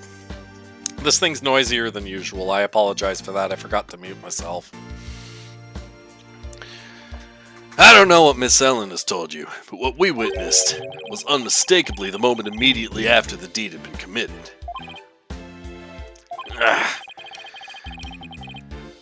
And that's what I told the police who came in response to my call. I see. So Pierce was the one who reported it to the police, huh? No. Like, my money is very much on Pierce did it. Let's see. Oh, it's the bridal bouquet. Hey, Nick! How about I throw it? You try to catch it! Why me? Just because. I bet you'd look hilarious flailing around trying to grab it. Doesn't tradition dictate that it's the ladies that go after the bouquet? Who cares? Just catch it! Yeah! Ow! Hey, you threw that right at my face! Oh, you don't want to catch that bouquet. Trust me. Why not? They say it's bad luck to catch the bouquet of a marriage that doesn't last. But I already caught it. Oops. Too late now, huh, Nick?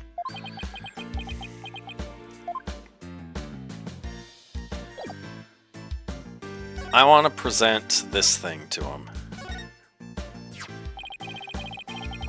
Master Soren made the Timekeeper as a symbol of their love for each other. A symbol now tainted with blood.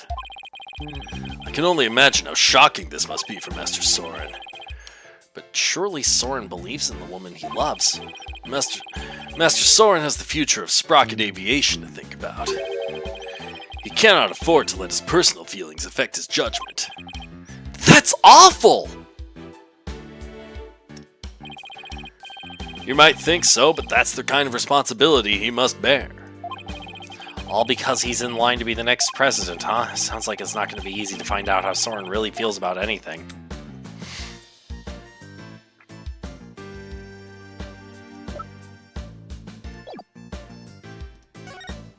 Okay, I'll start examining things. I was wondering if that would get Pierce to spill the beans about what Soren's regret was, because of the response that we got out of him earlier when we tried to present that very thing to Soren himself. A bull. Come to think of it, there was a bull logo on the side of the Flying Chapel, too. The president of the company must have a thing for cattle. The bull is the symbol of Sprocket Aviation. To be as strong and steady as a bull. That's the company creed, you know. Probably for all the back-breaking labor they put their employees through. By the way, that bull logo on the Flying Chapel, the one with rainbow wings, his name is Rainy the Rain Bull. Get it? Love that he has that big-ass fog machine in his pocket. No, he's not actually carrying the fog machine. You know what? Let's go with, yeah, he is carrying the fog machine around in his pocket. You get to carry all kinds of crazy objects around in your pocket in these games, Raven. I get it. He's a rainbow-colored bull, so he's a rain bull, right? What a memorable name, huh, Nick? Yeah, for the lameness of the pun. Don't you dare touch that radio again. It looks like an expensive antique. What are you worried about? If it breaks again, Pierce will just fix it up again. I really hope he's nice enough to waive the repair bill. Something on the floor. I want it! Excuse me, but there's a card here on the floor. Well, look at that. It's a Flying Chapel keycard. The Flying Chapel? What areas on the Flying Chapel require a key card, if I may ask? Mostly areas we want to keep the public out of, such as the staff room and the hold, which is chock full of machinery. So you can't enter those areas without a key card? That's right. This one here belongs to Ellen. Wait, what's Ellen's key card doing here? I mean, here. Did Ellen come back here after the incident occurred? I don't believe so. She was arrested by the police straight away this morning. Although, there was a strange man with a gaudy jacket in here earlier. Was that man Larry Butts? Wearing a beret by any chance? Yes, he was, as a matter of fact. He was also wearing sunglasses and a fake mustache. Yep, there's our guy. I knew it. The only question is, what was he doing here?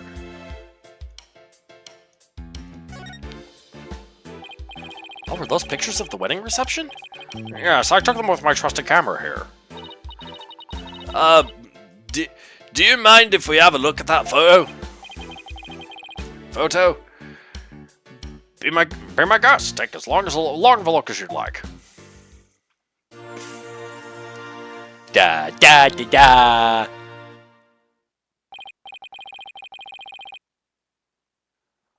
What do you think of this gorgeous dreamscape? Wait. Are those horns on the statue back there? Does that mean that's the Pega Bull? Why was there a Pega Bull on that side? The Pega Cow was supposed to be on that side. What gives? A thick fog billows across the room, making it look as if the couple were walking on clouds. Wow. Look at how beautiful Ellen is here. She looks a little nervous, though. She does, doesn't she? Hey, look! There's Pierce! Really? Where? Right there, behind the sweetheart table. Right here.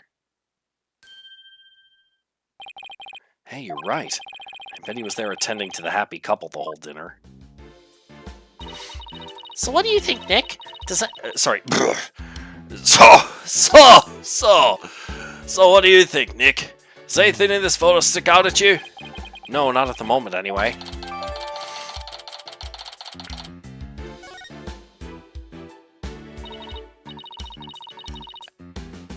Hey, Nick! If Ellen really did travel back in time, do you think the photo is of the second... Do you think this photo is of the second reception?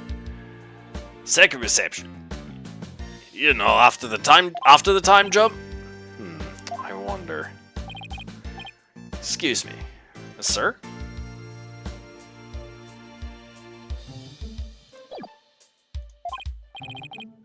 Yes. Can I help you? Ellen told us she traveled back in time. Would you happen to know anything about that? Oh, no, I haven't the foggiest idea what you're talking about. Yep. Okay, whoever said that the reception was staged twice to make her think that that a time travel thing had occurred, or perhaps the deception was for Soren's benefit. Either way, it was staged. You were correct. Clearly. Someone with a lot of sway did this. Perhaps Pierce was acting on behalf of the entire aviation company. Struggle of sounding like a Scot amuses me. No, it's a struggle to sound like Shrek, because Shrek is a particular breed of Scottish accent, you know? And also, I'm still feeling something catch in my nose and like screw with my breathing when I try to do these voices tonight for some reason. And the foggiest idea what you're talking about. He clammed up faster than a clam.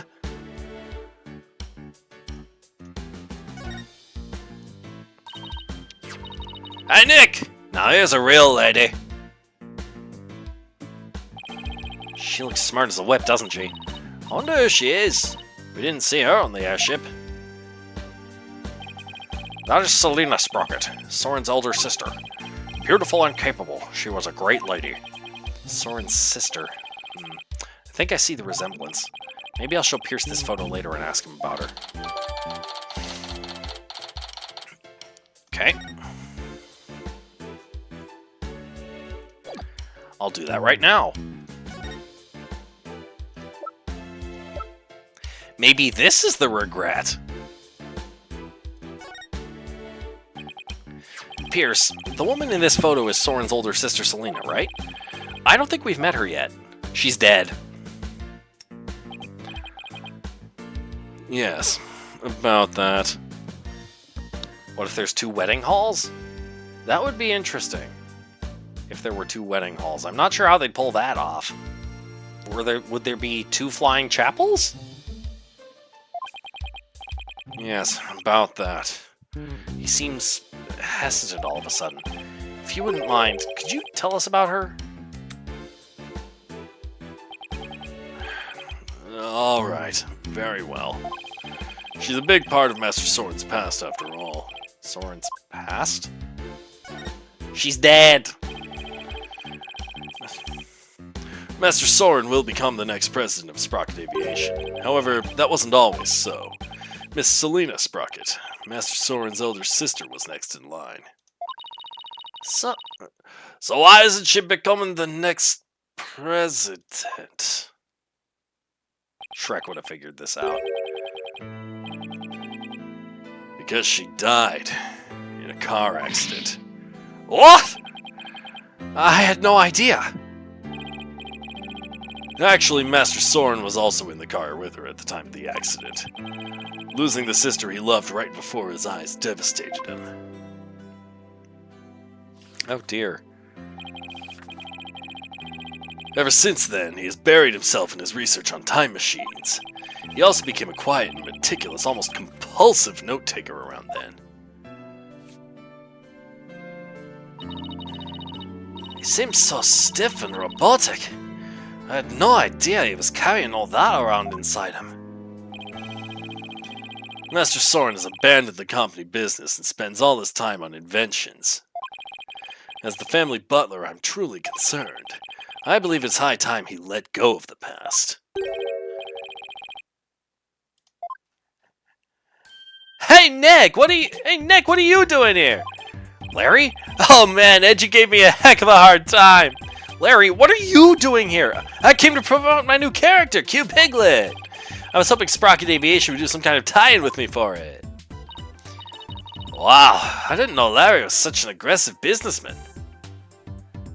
Soren sounds a bit sus right now. Soren sounds traumatized.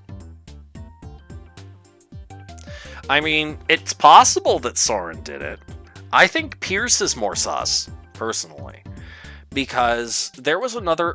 I won't go into too much detail, but there is another character in Spirit of Justice who was similarly traumatized by a past death. and became increasingly eccentric. And perhaps Athena will come into play, interacting with Soren, and we'll make some headway that way. That's where I'm thinking this is going.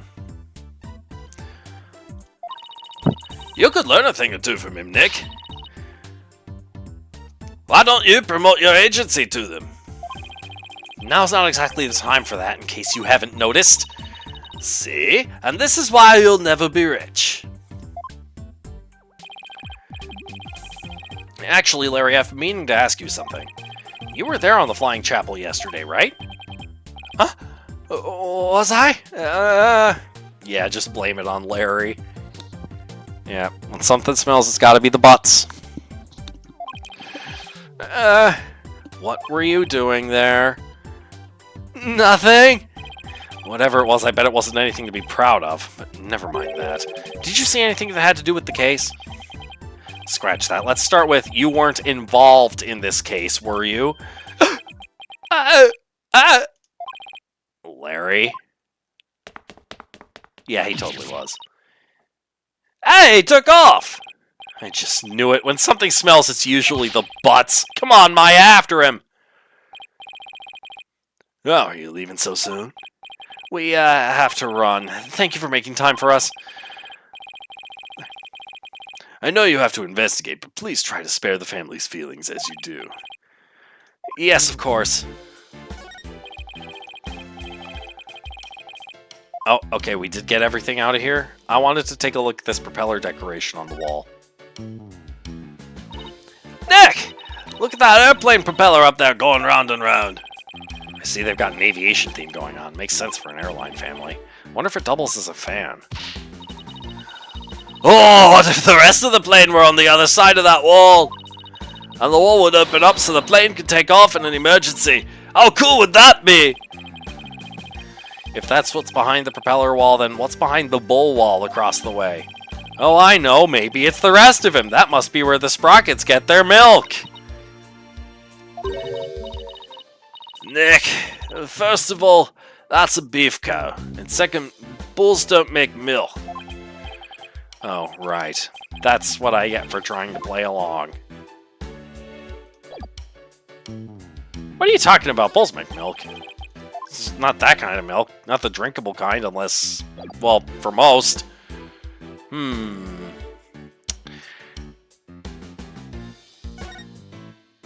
Alright, we need to go to the mooring dock. That's outside, right? Okay, yep, stuff's happening. This is the right place. September 21st, Sprocket Park. Mooring dock. There he is. Hey, Larry! Hey there, friend. Fancy meeting you here. There's nothing fancy about it. All we did was follow you. So tell me, Larry, why did you run away like that? Me? I don't know what you're talking about. A bolt of inspiration for my new picture book hit me and I had to run is all. It's like a epiphany, you dig? Right. He's just gonna keep on playing dumb, isn't he, Nick?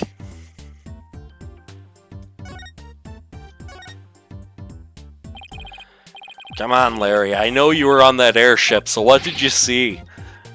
I didn't see anything! I didn't see anything because I was never on that stupid airship! Psyche locks. There they are. Psyche locks. You say something? Spiritual power of this Magatama allows me to see these mystical locks that appear when someone is trying to hide something from me. They're called Psyche locks, and when I see them, I simply touch the Magatama to try my hand at breaking them. If I can unlock them, I'm sure to finally get a straight answer out of them. Take that! Let's try it! Boom, boom. What Larry is hiding. This is no time for games, Larry. I will find out what you're hiding. I'm telling you, Nick, you got it all wrong. I got nothing to do with this case whatsoever. Oh, come on, Larry. Even a baby could see through such a blatant and obvious lie. Nothing whatsoever, huh? If you weren't involved, Larry, then you wouldn't have been involved with this person.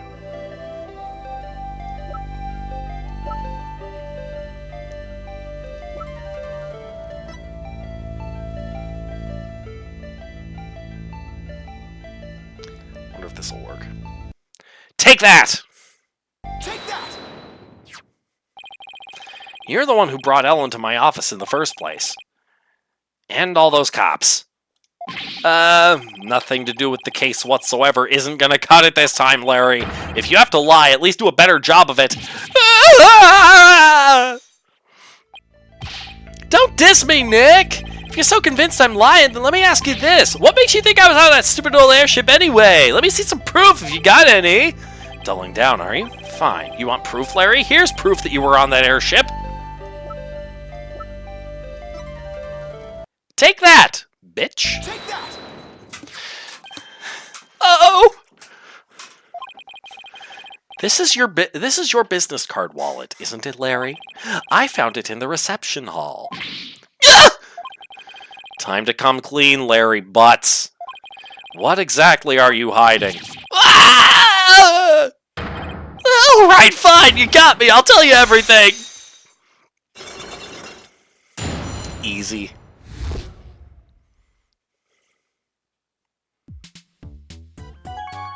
Tell me what you saw on the airship. Not that I expect this to be useful in any way. Larry, what were you doing on that airship anyway? Well, I went there to deliver the welcome to our wedding sign they ordered from me. Huh, I didn't know you took on real jobs like that, too. Well, for your information, my wedding welcome signs are very popular on the net.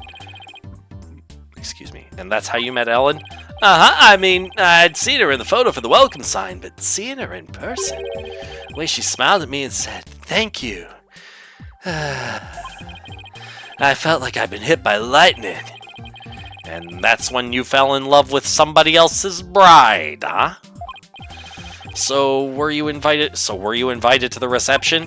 Can you believe they told me only family and relatives could attend? They wouldn't even let me into the reception hall. Smart move on their part, I'd say. I got upset and started wandering around the airship. That must be when I dropped my business card wallet. So somebody else must have found it. Is he like blowing a golf ball out of, like a ping pong ball out of that pipe? Somebody else must have found it and brought it to the reception hall then. But you know what? I saw something incredible while I was on that flying chapel. Like... Get a load of this! What the heck is this? What do you mean, what is this? Isn't it obvious? It's a drawing! I sketched a picture of one of the cabins of the airship. On the airship. So what's so incredible about a cabin? Look at what was outside the window! It's one of those flying dinosaurs, a real live pterodactyl! I looked out the cabin window and there it was, just flying out there. That airship traveled through time, I tell you! What? When I told that Pierce Butler guy about it, he told me to never mention it to anybody ever again. Why would he try to keep you from spouting what is clearly just nonsense? Maybe Sprocket Aviation is secretly developing a time machine. No way. Nick, this case is totally amazing! Larry, you didn't tell Mr. Edgeworth... You didn't tell Mr. Edgeworth about this, did you? Of course not. Edgy would just roll his eyes and think I was off my rocker. I didn't even tell him I was wandering around on the airship. I told him I met Ellie at the mooring dock and we ran away together. Yeah, I could see Edgeworth's eyes rolling right out of his head had he heard about this. Okay. So Larry also experienced a time slip somehow. But how is that possible? What he saw wasn't a pterodactyl, it was... Hey Nick, I'll be taking my card wallet back now if you don't mind. Wait a minute. Business card wallet swiped back by Larry. Oh yeah, this is for you. Oh yeah, this is for you. What is it? It's a picture of the hold. I took it when I was wandering around on the airship. See? There's Ellie right there in the middle. Okay. We see the Pega cow and the Pega bull. Yep. These are the flowers right here. The hold? Yeah, see? It's right here on the diagram. Yeah, those are the flowers that, those look like the source of the petals that we found. Okay, so now I know where the hold is, but what was Ellen doing there? Well, they were using it as a prepping area for the reception. I see, and around when did you take this? Before the reception. I took it while Ellie was getting everything ready. So this was taken before the incident occurred. I don't know if it'll be of any help, but thanks for this anyway. Photo of the hold stealthily taken by Larry. Ellen can be seen near the center. Okay. By the way, Larry, I heard that the door to the hold is controlled by a security system. So how'd you get in there? That's the trade secret, can't tell you! And the hits just keep on coming. Well, I guess that's basically a wrap on the investigation. Not quite, Nick! I want to meet Ellen, too! Oh, that's right, you haven't met her yet, have you?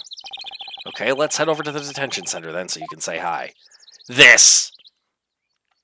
I suspect that what Larry saw was this, not a pterodactyl. Sorry, yeah, you can't see where I'm touching.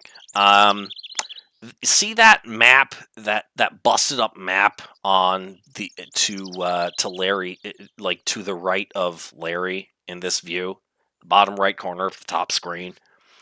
That I think he saw that. I think the ship may have been like getting too close to the ground. Getting blown, or maybe, no, it wasn't flying. It was just kind of, it was probably just moored here. And there was a windstorm, right? So maybe the thing got blown close.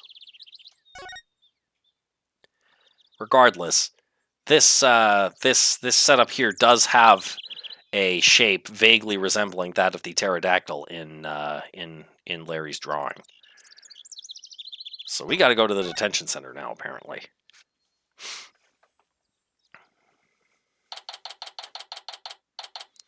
September 21st. Detention center. Visitors room. Oh, why? Please understand that this is in Master Soren's best interest. Sounds like Helen's busy talking with someone. Please understand that this is in Master Soren's best interest. The next president cannot be married to a criminal. It would disgrace Sprocket Aviation. Miss Ellen, I need you to forget about this marriage. Miss Ellen, I need you to Miss Ellen, I need you to I'm trying to remember what his voice sounds like again. I need you to forget about this marriage. Pardon us. If it isn't Mr. Right. So, their marriage is definitely off? There's no other choice. We cannot have a criminal in the family. For the sake of Master Soren and the Sprocket family, this is what's best. No! In that case, what if Nick had proved Ellen's innocence? Then you wouldn't have a criminal in the family, right? I suppose you're right, but I'm afraid that'll be impossible. That's not true! Not for Nick! He may look like a nobody, but he can do some pretty amazing things. I don't take cases on lightly, so rest assured I will prove her innocence. Mr. Phoenix Wright, I understand your name is quite well known in the judicial world, for better or for worse. Pierce, I want you to promise me this. If I can prove Ellen's innocence, then you won't stand in the way of Soren and Ellen's marriage. Very well. But not even the most talented lawyer in the world can change reality itself. Yeah, and the reality is you did it. You killed the guy. And the reality is Miss Ellen is guilty beyond a shadow of a doubt. I believe that's where you're wrong, Pierce. I am clean! I swear I am! Obsessively, compulsively clean! Just as clean and pure as this pure white dress! Fine. You have my word. But you'll be the one to regret this promise. Now, if you'll excuse me.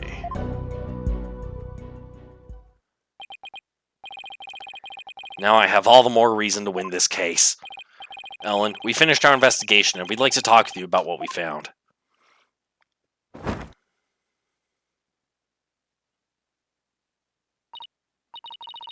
Okay, so what did you find out?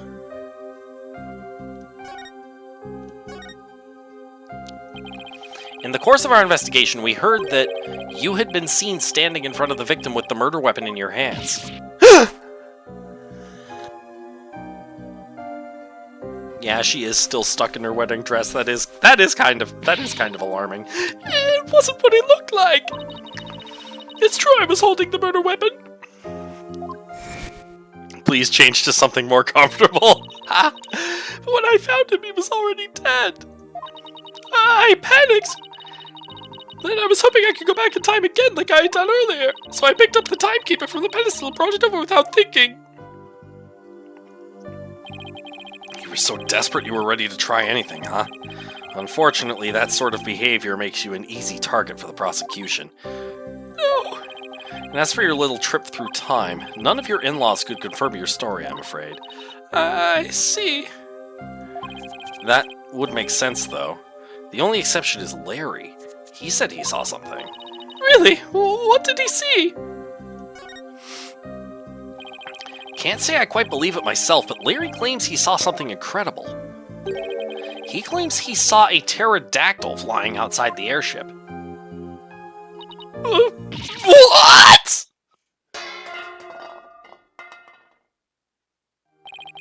Not only that, but apparently Pierce Nickety told Larry to keep quiet about it. But why would Pierce do such a thing? Larry's theory is that Sprocket Aviation is developing something in secret. A time machine, to be exact. Do you think that's why nobody would confirm my story? Because it's a secret? I really don't know. But speaking of your in-laws, we did manage to find your key card at Sprocket Manor. One of your in-laws said he'd keep an eye on it for you. Oh, thank goodness! I lost it while I was getting things ready for the reception. I looked everywhere for it. Pretty sure that the police in the background is a cardboard cutout. This one here? Probably. At this rate. I'm so glad you found it! At least they're tears of joy this time for a change. Crying Pan. Well, Nick, looks like you'll have to prove the existence of time travel in court tomorrow. That's right, I swear that while Mr. Gloomsbury was being killed, I was busy traveling back through time. Great, with stodgy skeptic Edgeworth at the helm for the prosecution tomorrow. We're really gonna have our work cut out for us.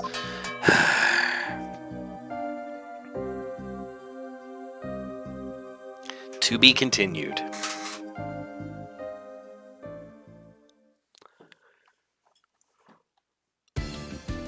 Alright, yes, we will save. I'll put that here.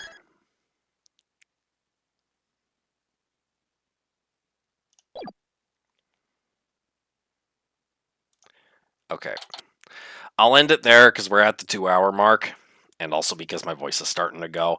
Hopefully the next time I do this stream, I'll be able to speak properly again with all those different voices and not get something caught inside my head.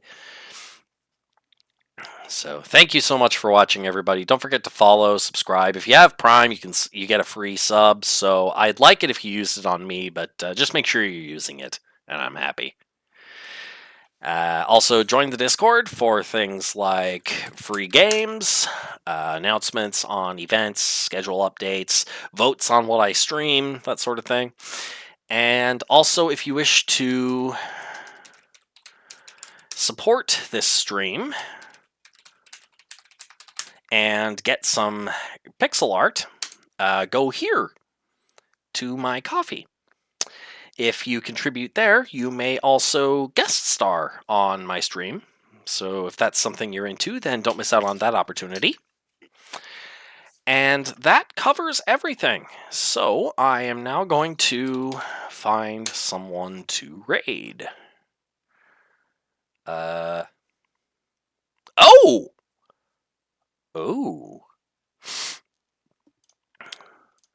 looks like the game shelf is doing some Pizza Tower. Let's see how that's going for him, eh? I'm very much enjoying the Pizza Tower update myself. So let's see how this is going for our buddy here. Yeah. Nice to see you again, Joker. Thank you everybody for watching, and I'll see you hopefully Tuesday with more Super Mario 64 or Mario in the Dreamscape.